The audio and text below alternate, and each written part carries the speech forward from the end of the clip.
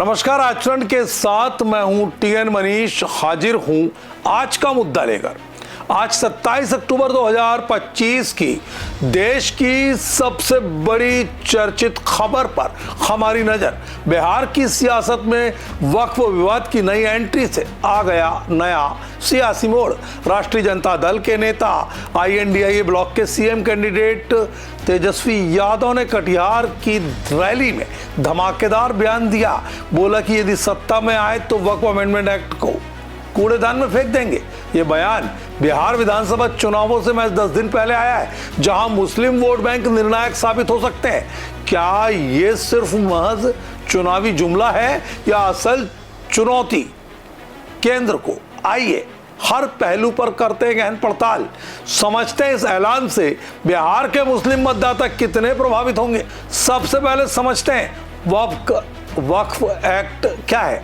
1995 का मूल कानून वक्फ संपत्तियों के प्रबंधन के लिए था, जो मस्जिदों, कब्रिस्तानों जैसी धार्मिक संपत्तियों को संरक्षित करता है। लेकिन अप्रैल 2025 में संसद ने वक्फ अमेंडमेंट एक्ट पास कर दिया। NDA सरकार का दावा ये पारदर्शिता लाएगा, वक्फ बोर्डों के ऑडिटिंग अनिवार्य करेगा और पिछड़े मुस्लिमों और महिलाओं को सशक्त बनाएगा।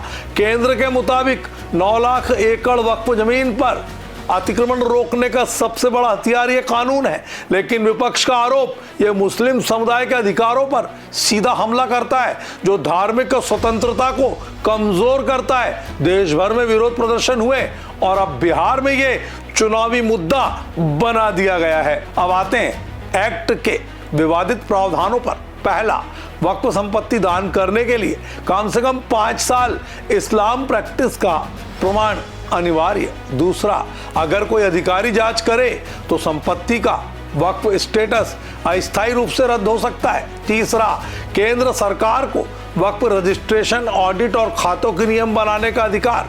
NDA कहता है यह सुधार है, भ्रष्टाचार रोकेगा, महिलाओं को बोर्ड में 30% आरक्षण देगा।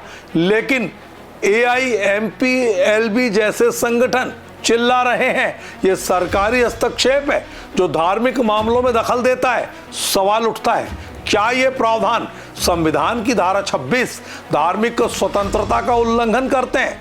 विशेषज्ञों का मानना हाँ, क्योंकि वक्फ बोर्डों की स्वायत्तता खतरे में है। इस विवाद पर सुप्रीम कोर्ट ने सितंबर 2025 में अंतरिम आदेश दिया। कोर्ट ने पूरा एक्ट स्टे करने से इनकार कर दिया। कहा, कानून की संवैधानिकता का अनुमान हमेशा उसके पक्ष में होता है, लेकिन 3 प्रमुख प्रावधानों पर स्टे लगा दिया। 5 साल प्रैक्टिस क्लॉज, जांच के दौरान वक्फ स्टेटस रद्द होना और कुछ अन्य। AIMIM नेता असदुद्दीन ओवैसी की याचिका पर सुनवाई जारी है।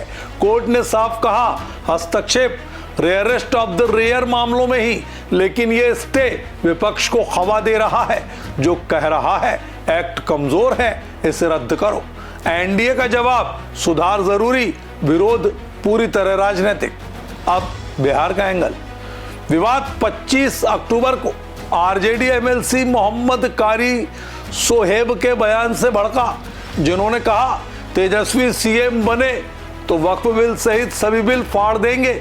26 अक्टूबर को कटिहार, किशनगंज और अररिया में तेजस्वी ने दोहराया, वक्फ एक्ट कूड़ेदान में डालेंगे। उन्होंने नीतीश कुमार पर तंज कसा। 20 साल CM रहने के बाद बिहार गरीब, कानून व्यवस्था चरमराई। CPI ML ने भी मैनिफेस्टो में वादा किया, एक्ट लागू नहीं होने देंगे। ये सीमांचल के मुस्लिम बहुल इलाकों में वोट पोलराइजेशन का बड़ा हथियार बन सकता है। बीजेपी ने तीखा पलटवार किया। प्रवक्ता सैयद शाहनवाज हुसैन बोले, तेजस्वी भ्रम फैला रहे, राज्य केंद्र कानून नहीं बदल सकता।